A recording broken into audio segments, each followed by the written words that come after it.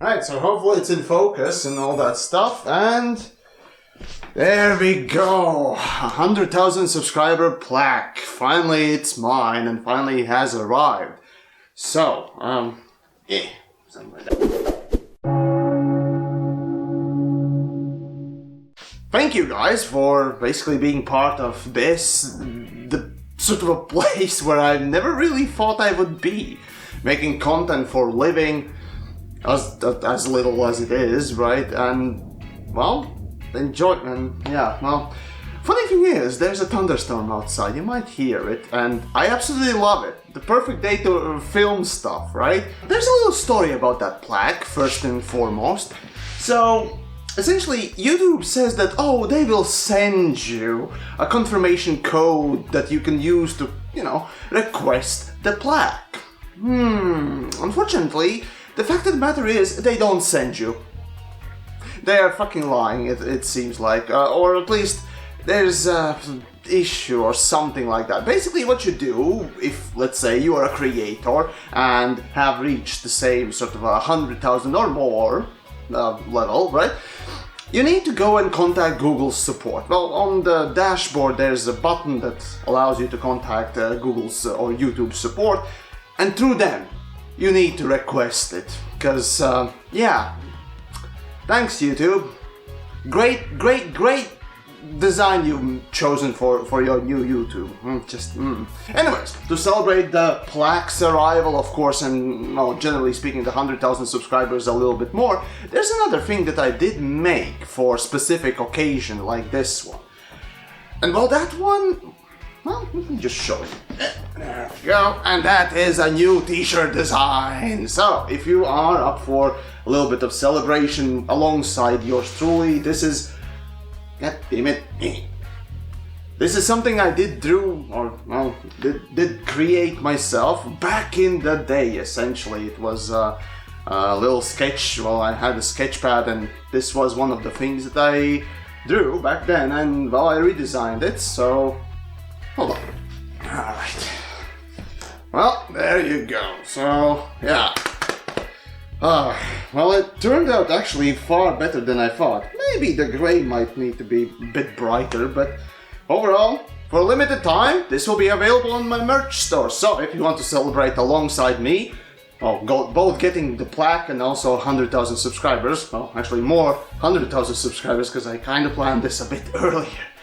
But it takes about, a couple of days to design this on my own. I did draw it, mind you, then, refine it, and it basically took a whole month to get here as a sample. So yeah, great living in Latvia sometimes. But anyways, on a serious note though, well, and also for this kind of a rigmarole and t-shirt announcement and whatnot else, I did ask people on YouTube for some questions. Because the last time I did Q&A specifically in a video was, I think at the 10,000? Yeah, 10,000 subscriber milestone, when I was just getting out of Planet Side and into Elite Dangerous. So, let's see what we got. Right, so if money/restriction/scope was no barrier, what would be featured in your dream copy of Elite Dangerous? Certainly that would be space legs in a way that ship interiors would work, and also EVA. So yeah, I suppose Star Citizen was coming to mind quite a bit, but there's a good reason why it does. So yeah, moving on then. What do you think the biggest mistake made in production of Elite Dangerous? Are these questions just for Elite Dangerous? Alright, then I'll try to answer them quickly. Right, so the biggest mistake in the production of Elite Dangerous. Not considering Elite Dangerous more than just a product. Do you think power play could be improved? Yes. Moving on. No, seriously. Like a campaign question or quest of sorts and special modules. Yes, a handmade content or handmade, just anything as a matter of fact, can be far better than procedurally generated grind. Alright, do you think it's more likely Latvia will get a third tank, or Elite Dangerous will get ship interiors? Those that don't know, Latvia, well, there's a joke, basically, that I propagated in a couple of videos that I've heard myself from actual people, right? I talk with actual people, but Latvia basically, Latvian army basically has only 2 tanks, one that runs and one that shoots. So, yeah, it's quite interesting, quite interesting, isn't it? Yeah, the 3rd tank, again, it depends what is defined as a tank and blah blah blah, but it's a joke, goddammit, right? So, well, I would say, I'd say, yeah, Latvia can easily buy at least one more tank for the fun of it, I guess. I mean, we have some NATO troops and others coming in from time to time, bringing in some new stuff. So yeah, I'd say it's more likely that we'd get more tanks than Elite Dangerous would get the ship interiors. Besides, remember, for the next 6 months or so, it's going to be optimization. After that, it's going to be maintenance, and so on and so forth. So, I would not expect exactly new content within about next year for Elite Dangerous. So, fun. And question: how long have you had dreads? Well, here's a math question for you. How long has been since 2015 August? A. Right, question. Were there any retro/early ship games that you liked or got you into ship sims or space sims rather? No, Elite Dangerous, I've said multiple times, it was the first that kind of a game. It was, well, so gripping in some ways because of basically the depth, I suppose, the depth at which you could go into your ship, or rather, details to how much you can manipulate your ship's just internals and little things. Basically, just the UI and complexity of it was rather the draw at first, and of course afterwards just the... Oh yeah, actually, now that I think of it, yeah, the complexity certainly was the thing that I was just curious about. It wasn't as, stupidly complex and idiotic as racing sims or any proper sim, right? Elite was approachable sim, which was the beauty of it, which I've actually commented multiple times across the videos and so on and so forth. So that was the draw for me. And yeah, there were of course other things that you discover later as you play, and some of them good, some of them really bad. Alright, would you review indie titles? Well, the thing is, my hypercritical review series, I'd wish the damn thing would, pick up more and so on and so forth, so that it would become perhaps a whole channel's sort of a new shtick, rather than the ship reviews or, specific other things, because that would offer a little bit more potential to grow outside the specific niche. However, right until that happens, probably not. But I do plan on reviewing at least a few more games properly. Like, the reviews don't count in my book. They are sort of more of a fun examination and sort of fun script writing rather than actual things. So the hypercritical review series in general is, generally speaking, the thing that I would constitute as a proper review, because it is meant to be like that. It's meant to be hypercritical, deep, and going into depths of nonsense and so on.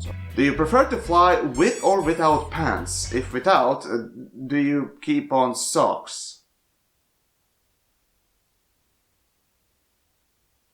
If you could lead a team to create a perfect game, what would that game be like?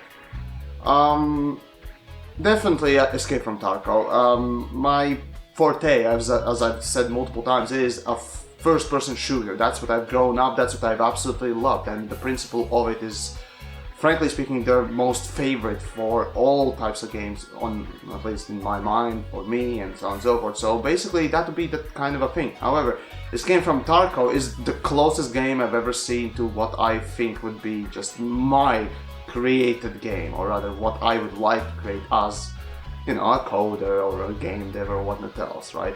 So yeah, unfortunately, Escape from Tarkov developers, the DMCA, the creator, and as a creator myself, right, I find it very disgusting, and just basically, hey, we don't like what you're saying, whether or not it is true or false. You don't use DMCA to take down video or someone's speech and, you know, what it tells that you don't like. You go through lawyers and so on and so forth. And they never really apologize for the fact. Yeah, you don't admit your faults? Well, fuck you then. I'm not gonna support that kind of a thing, even though every time I see pictures and videos and streams from Escape from Tarkov, I'm always drawn into it, especially because one of you generous bastards did actually gift me the game, and it could have been a good success story. It's basically like Star Citizen for FPS games, if you don't know. So. There we go. What's your first car, current car, or a dream car within reality? Also, Evo versus VRX SDI. Right, so, first things first. Current car, none. For the first car, none. Dream car, R34 GTR. But other than that, let's see, Evo versus VRX SDI. Depends on which generation we're talking about, but I'd say Evo still. Again, yeah, it depends on which generation, but I'm more in Mitsubishi's end of things. Not particularly keen on, especially how that is Subaru's look generally, but there you go. And let's see, the last question. Oh, here we go. What has Elite, after all these years, still to offer to you? The answer is you. The community. Again, that's why I play the game, and so on and so forth. Yeah, there are good and bad bits within Elite Dangerous, and yeah, sure, you can repeat them and so on and so forth, but over time, you know, being a creator within a niche especially, you know, you tend to repeat them so much, and I do try my hand in literally everything. The only things that I haven't really tried, I think, is properly doing BGS and power play, but I fucking despise that type of a thing, so fat chance on that. However, when it comes to just interacting with the community, the people that are actually watching the content, and of course more so supporting on Patreon and other places like, well, there will be links down below, so do support through those things. That's just great. If you can, of course, and so on and so forth. So thank you all, existing patrons, existing Twitch subs, and YouTube members. You all really make it this thing possible, and you know, during streams as well, and more so, right? So yeah, it's yeah, shameless plug. Basically, why I make content, right, is because of you. And, well, I play Elite Dangerous because I want to bring information to both you and, of course, talk about different specific issues within that particular game in order to, well, maybe make it better by informing both you, the community, and maybe developers. But let's be frank, developers don't really listen to me anymore, so now, regardless, the point is it's all for you, so thank you. And that's about it. So for now, that's about all that I can share, so go check out the merch again, and again, this is a limited time. I'm not sure if I'm gonna be bringing it on for more longer term. Maybe if people are really interested in this kind of a design, yeah, I'll put it on a few other garments and whatnot else. So yeah, let's see, what else? YouTube sucks with the damn play buttons.